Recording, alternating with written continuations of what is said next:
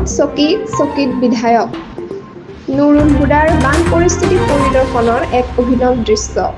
নমস্কাৰ, কলিয়াবৰ নিউজলৈ আপোনালোকক স্বাগতম জনাইছোঁ। য'ত বিধায়ক নুৰুল হুদাই বানাক্ৰান্ত অঞ্চল পৰিদৰ্শনৰ সময়ত নাওত উঠি চকীত বহি পৰিস্থিতি পৰিদৰ্শন কৰে। নাওত চকীত বিধায়ক, এয়া সামাজিক মাধ্যমত চাৰিওফালে ভাইৰেল হৈ পৰিছে।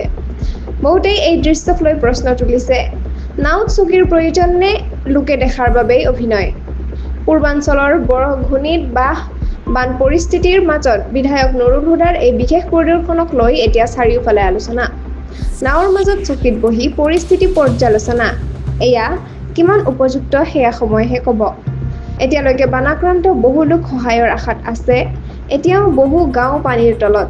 সেয়া হ'ব লাগিছিল ৰাজনৈতিক নয়, মানৱিক সহানুভূতিৰে ভৰা এক সহায়ৰ দৃষ্টান্ত।